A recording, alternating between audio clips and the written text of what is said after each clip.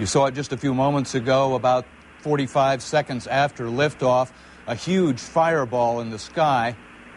We have a report from the flight dynamics officer that the vehicle has exploded. You've seen the footage 1,000 times.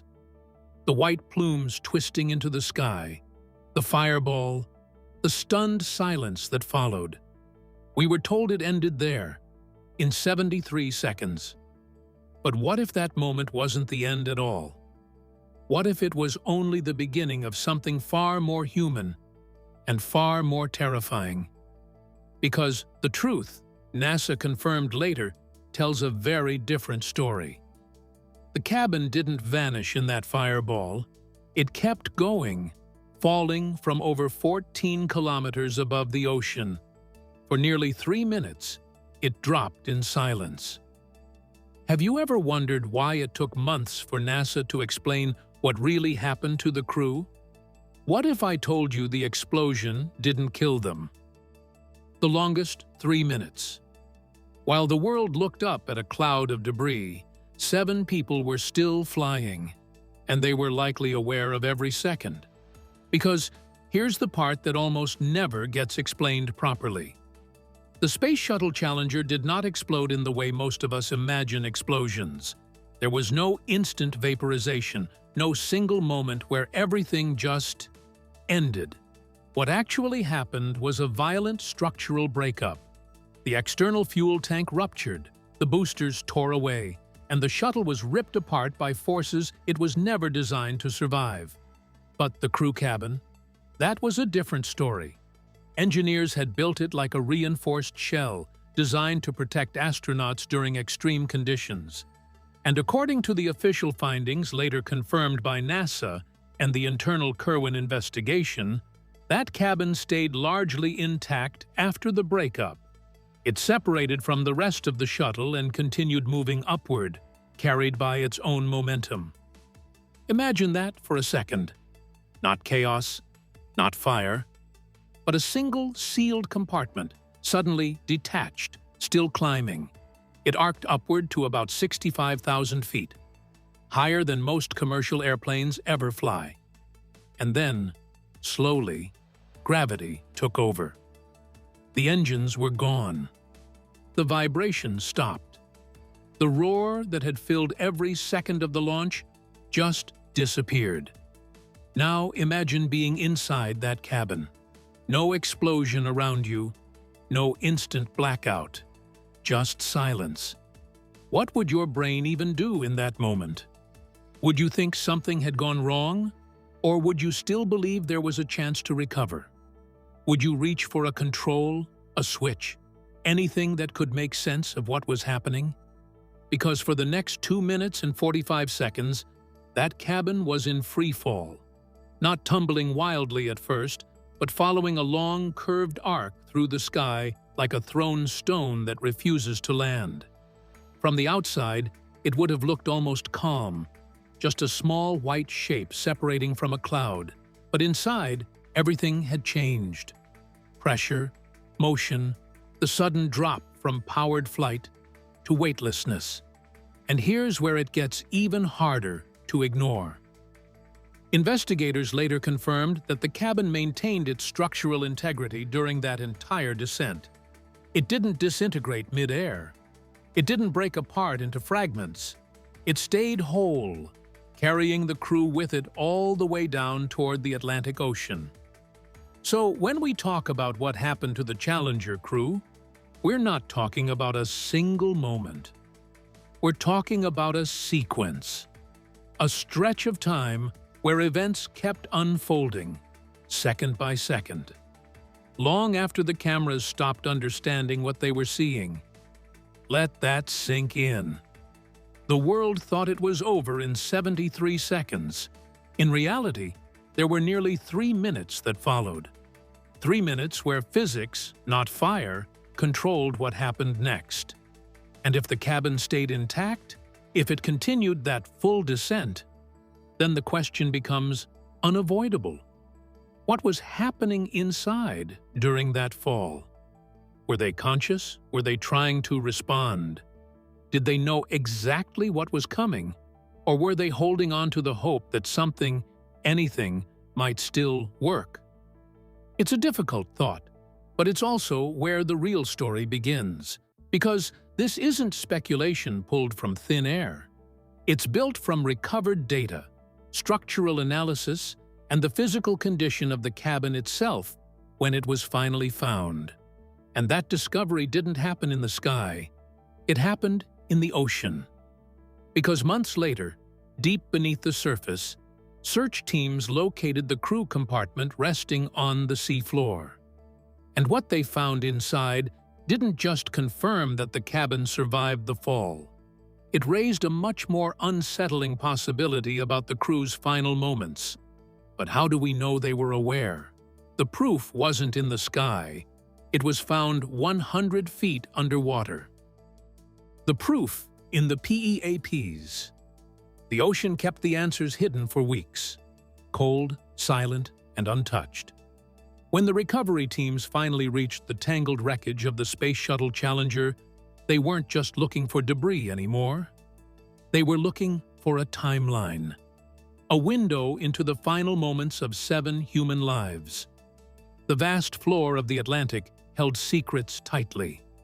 Inside the recovered crew cabin, investigators began piecing together what happened using whatever survived the impact: twisted metal, damaged panels, and scattered equipment. But among that chaos, one detail stood out like a quiet signal from the past. The salt water hadn't erased the evidence yet. 3 of the personal egress air packs, known as PEAPs, were on. Now, these weren't oxygen tanks for deep space. They were emergency air supplies for situations like cabin smoke or fire on the launch pad. They were bright blue and simple. They gave astronauts breathable air for a short time, about 6 minutes. Crucially, they were not automatic. They didn't activate on impact. Someone had to reach and flip the switch. So right there, one truth locks into place. At least some of the crew were alive and conscious after the breakup. Let that settle for a second. It forces us to rethink that entire day, because it gets even more specific. One of the activated packs belonged to Pilot Smith. The story now shifts to an absolute tragedy. Smith's activation switch was not placed where he could easily reach it himself. It was positioned behind his seat, out of his reach. This means someone else had to turn it on for him. Think about that. They were tumbling through the air at thousands of feet. Someone reached forward and found that switch. Not for themselves, but him. Investigators believe it was likely either Judith Resnick or Ellison Onizuka, both seated close enough to reach. We don't know for certain which one, but we know the action happened. And that single action tells us something no camera ever could. They honored their bond even as the world fell apart. They were not passengers. They were crew. Still thinking, still acting, still looking out for each other. Can you imagine that kind of presence of mind? It is the ultimate testament to human character under pressure. In a situation where gravity has turned against you, where the ground is rushing closer every second, your instinct is not panic, but teamwork. Would you freeze or act? The PEAPs weren't the only clue. Investigators looked at the positioning of switches and equipment. These weren't random movements caused by chaos. They were intentional actions. Also, the air packs only provide air if the cabin has pressure. This suggests that for part of that descent, the cabin environment had not completely failed. It was still a survivable space. The picture becomes clearer. A sealed cabin. A controlled fall turns into a descent. At least a few crew members are conscious, reaching for emergency systems, responding to a situation that no training could prepare them for. It's no longer just a fall, it's a sequence of decisions. And those decisions were happening in real time. They were fighting hard. We can't hear their voices. We don't have a recording. But the physical evidence speaks. Switched-on air packs, handled controls, human choices frozen in time. Those air packs would have only lasted a few minutes, not enough to change the outcome, but enough to suggest they were still trying, still believing there was a way through.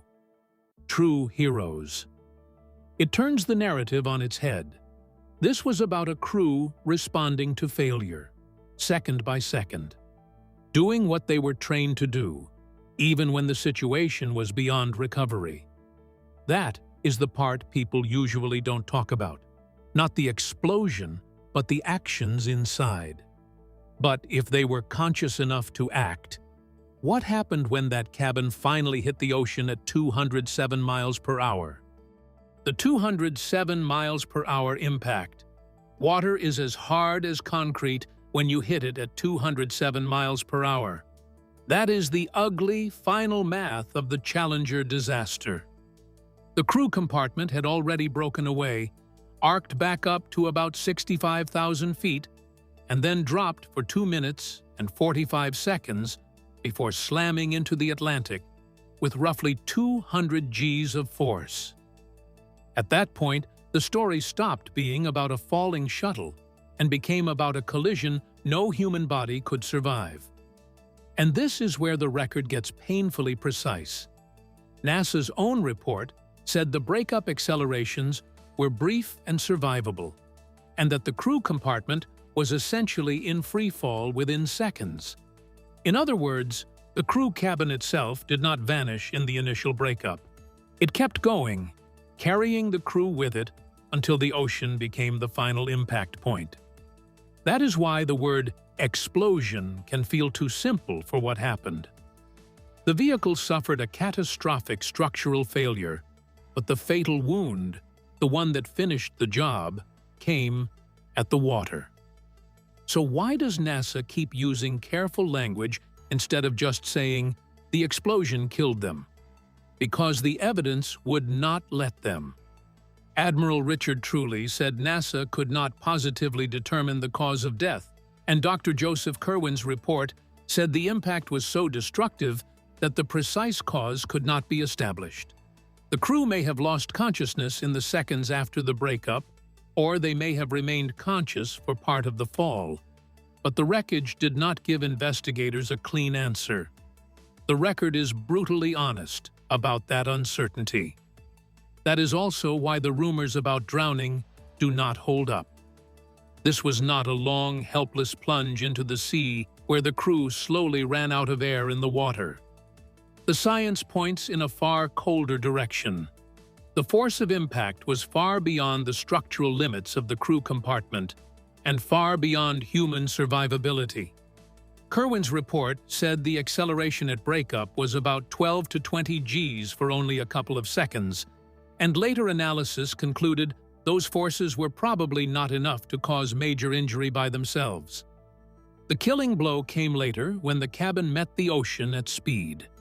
And that is where the body horror lives, the part people usually do not say out loud.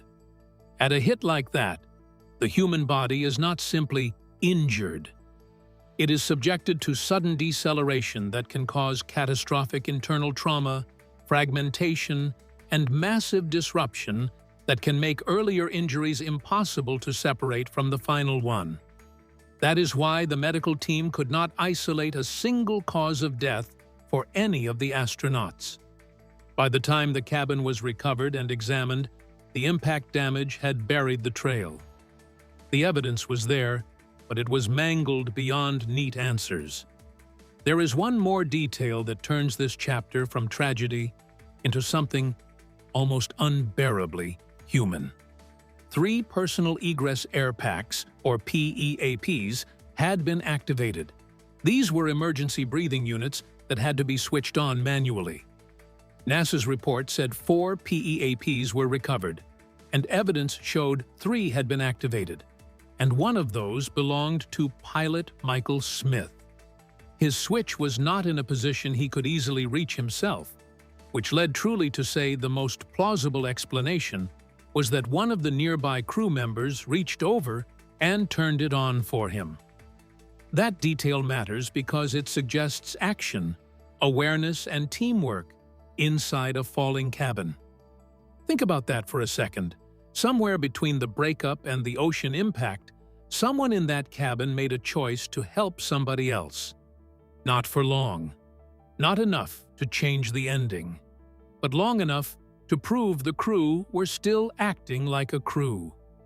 Judy Resnick and Ellison Onizuka were seated near Smith and, according to Truly, may have helped him. That single detail makes the final descent feel even more human because it was not just 7 people falling. It was 7 people trying, in whatever small ways they could, to care for each other while the sky ran out.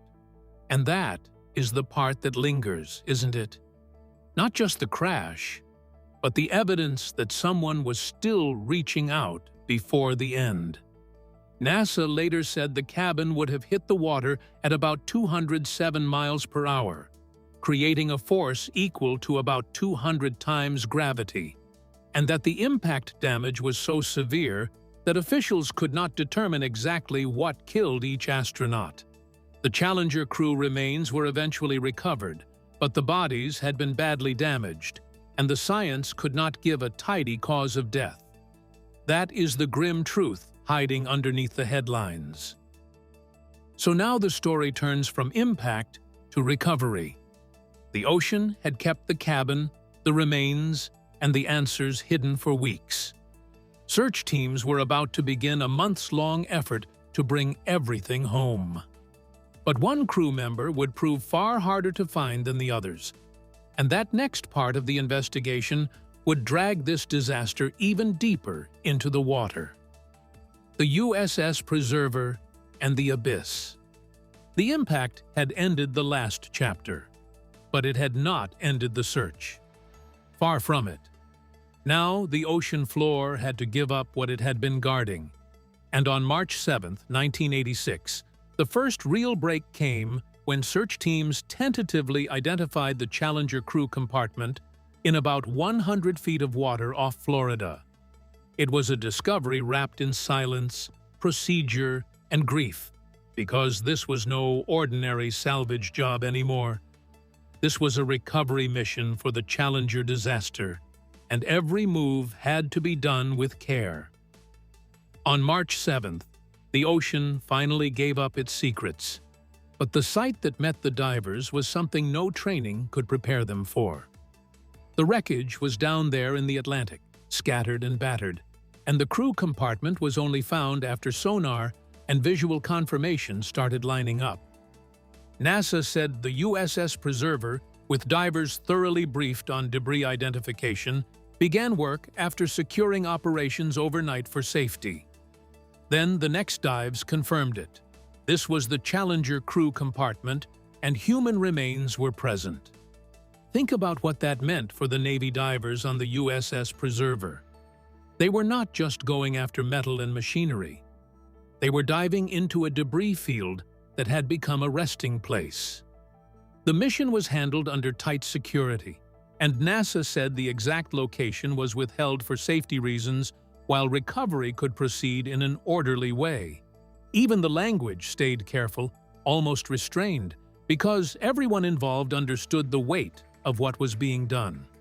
Would you be able to dive into a dark, debris-filled cabin knowing what you were about to find? That question sits like a stone in the chest of this chapter. The LA Times reported that the compartment appeared to be relatively intact, but also ruptured, with debris from inside the cabin already recovered, including personal effects from crew lockers and items belonging to Krista McAuliffe. That detail matters because it shows how violent the breakup and impact had been, and how intimate the wreckage still was. It was not a clean, empty shell. It was a shattered space that still held traces of the people inside it. The cabin itself was described as a 2,525 cubic foot pressurized module in the front of the shuttle, with the crew positioned across the flight deck and mid-deck at launch. That makes the recovery even harder to picture. Inside that compact space, The astronauts had gone from launch day routines to catastrophe in less than 2 minutes, and now the module had to be carefully raised from the seabed, piece by piece, under the eyes of Navy divers and recovery crews who knew they were handling both evidence and remains. This was recovery under pressure, but also recovery under fire of a different kind. Not flames now, but emotion. The Preserver's divers were working in a mission environment shaped by deference to the families, by security, and by the need to preserve evidence for the investigation. NASA said the crew compartment could take several days to recover, depending on weather and sea conditions, which tells you how slow and methodical this had to be. Nothing was rushed. Nothing could be rushed. The ocean was still in control, even after the tragedy had already happened, and the physical state of the cabin told its own story. Sources at the time said it appeared relatively intact, but later reporting made clear that the compartment had been crushed by impact. That combination is what makes the Challenger recovery so haunting. The cabin was not vaporized. It was battered, compressed, ruptured, and still recognizably a crew module. That is why the wreckage mattered so much to investigators. It was a sealed archive of the final descent, a metal tomb that preserved the shape of the disaster even when it could not preserve the people inside it. The recovery also answered a bigger question hiding underneath all the technical language. Why did NASA care so much about this particular piece of wreckage? Because the crew compartment was one of the few places where the investigation could still look for signs of what happened in those final seconds, and what condition the astronauts were in when the cabin hit the water. But the ocean had not been kind to evidence. The wreckage was too damaged, the remains too fragmented, and the impact too severe to offer a neat medical explanation. The search could recover bodies and debris, but it could not recover certainty. So now the story has moved from the sky to the sea, and the sea has started giving up a few of its darkest answers. The crew compartment is found. The remains are inside. The Preserver has done its part. But in the middle of all that wreckage, something else still hangs in the water like a warning sign. During the recovery, one body would later prove far harder to account for than the others. And when that happened, the search became even more haunting. The ghost of Gregory Jarvis. And then the recovery got stranger and sadder, and somehow more human. As the world mourned, Gregory Jarvis was still out there, alone, while his crewmates were being brought home. The record of the Challenger disaster says his remains were not found with the others. They floated away, and the search for Jarvis dragged on until April 15th, long after the others had been identified. That detail turns the whole mission into something almost unbearable, because even in death, one part of the story was still drifting. This is the part of the Challenger disaster that feels less like a cleanup and more like a mission with a heartbeat. The USS Preserver and the Navy divers were not just working on wreckage. They were working a narrow, fragile line between evidence, respect, and grief. The recovery team had found the crew compartment in 100 feet of water off Florida. And by that point, the ocean had become a locked room mystery. The compartment had been damaged badly on impact, but it was still the place where the final chapter of the crew's lives had been sealed. Can you imagine what that felt like? Diving into dark water, debris everywhere, knowing every piece of metal around you was part of a national tragedy. The Navy divers were not filming a movie. They were descending into a field of shattered hardware and human loss, trying to bring order to chaos without forgetting what the compartment represented. NASA's record shows the crew compartment recovery went on for weeks, with deep water operations continuing beyond the first discovery. This was slow, careful, respectful work, because the ocean was not handing anything over easily. Gregory Jarvis made that mission even more haunting. He was the payload specialist, the engineer in the crew, whose story did not fit the astronaut stereotype the public usually imagines. And yet, in the chaos, his remains became the most elusive. The Challenger recovery record says they floated away during the process and were not located until April 15th. That one fact says so much about the violence of the disaster. Nothing about this was contained. Even after the crew compartment was found, the Atlantic still kept one final secret. Do you think NASA stayed quiet about that detail out of respect, or because the recovery was more chaotic than the public was told? That question hangs over this chapter like fog over water. The memorial at Arlington National Cemetery says it took 2 months to recover the remains from the ocean floor, 18 miles off Cape Canaveral, and that the commingled cremated remains were eventually buried together in Section 46, Grave 1129. That public memorial gives the story dignity, but it also hints at how complicated the recovery truly was. And once you know that, the phrase, "mission to bring Jarvis home," hits differently. It was not just about locating a body. It was about completing the accounting of a disaster that had refused to sit still.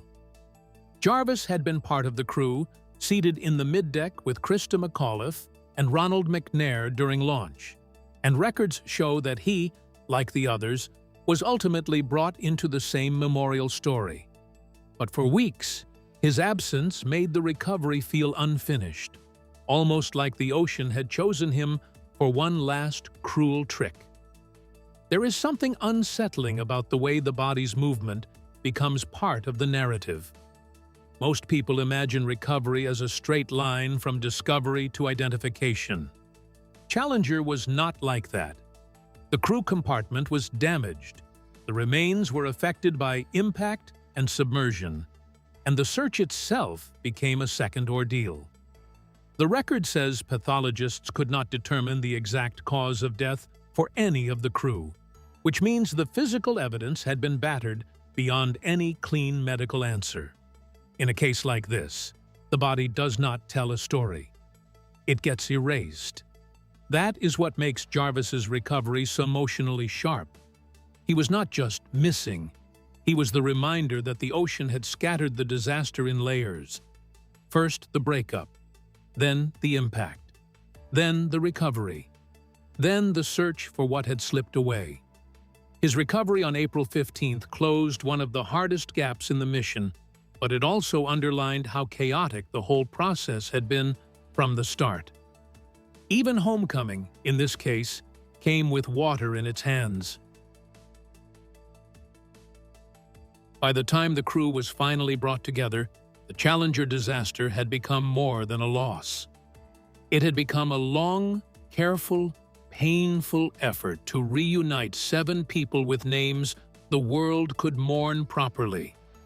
The Arlington Memorial gave them a shared resting place, and Jarvis was folded back into that memory. Before that memorial stone, before the ceremony, before public closure, there was this lonely stretch of sea where one astronaut remained missing while the recovery team worked. If the crew was finally back together in the public memory, how do you identify the unidentifiable when experts cannot name the exact cause of death? That's where it gets darker. The final reunion. They lived together. They fell together. And in the end, they were literally inseparable. That is the strange, devastating truth the record leaves us with at the very end of this story. After the breakup, the impact, the search, and the long recovery, the forensic work at the Armed Forces Institute of Pathology could not sort the crew into neat individual endings. The water had done too much damage. What came back was not a set of clean answers, but the sobering phrase, commingled remains, fragments that could not always be matched to one person alone. That is how the Challenger crew crossed from tragedy into permanence. At Arlington National Cemetery, that reality was given a final resting place. The 7 astronauts were buried on May 20, 1986, in Section 46, grave 1129, as the commingled cremated remains of the 7 Challenger astronauts. Arlington also notes that 2 crew members have individual grave sites, including Francis R. Dick Scobie and Michael J. Smith, but the shared burial of the rest became the symbolic heart of the memorial. It was not just a grave. It was the last act of reunification after a disaster that had torn everything apart. How do you even begin to identify the unidentifiable after a crash like that? That is the quiet nightmare behind the phrase, commingled remains. It means the impact and the time in the ocean were so violent that the remains could no longer always be separated with certainty into individual bodies. The forensic work was careful and official, but the science had a limit. Some pieces could be identified, some could not, and the final result was a burial that reflected both the dignity of the recovery and the brutality of the accident. The record at Arlington does not dress that up. It just tells the truth. And maybe that is why Section 46 carries such a heavy stillness. The memorial was erected near Memorial Amphitheater by the families and NASA, and Arlington says about 400 people attended the dedication ceremony on March 21, 1987. The marker bears the astronauts' names and faces, and the back carries the words of high flight. A poem that somehow makes the final resting place feel both cosmic and unbearably human. It is a place of honor, but also a place where the public is forced to confront the fact that these 7 people did not simply disappear. They were gathered, identified as far as possible, and laid to rest together. Is a collective grave the ultimate symbol of a crew's bond, or a haunting reminder of the violence of the crash? Maybe it is both at once. The burial in Section 46 says the crew was one unit in life and, in the end, one unit in death. But it also says the disaster was so violent that the body itself could not always be separated back into clean individual stories. That tension is what makes the Challenger Memorial so powerful. It honors the astronauts, but it never lets you forget the scale of what happened to them. And that brings this chapter and this entire recovery story to its final note. The ocean tried to keep the truth hidden. The impact shattered the cabin. The recovery crews searched for weeks. The forensic teams did what they could, and Arlington gave the crew a home where their names, their faces, and their shared ending could be remembered together. In Section 46, grave 1129, the Challenger crew was finally brought back into one place. That is the final reunion, and it is the quietest, hardest kind of closure. 3 minutes changed everything. Challenger crew bodies were not simply lost in an instant, but carried through a violent descent documented by NASA and remembered at Arlington. What did those final moments mean to you? Did awareness persist? What do you think? Let us know your thoughts in the comments section below.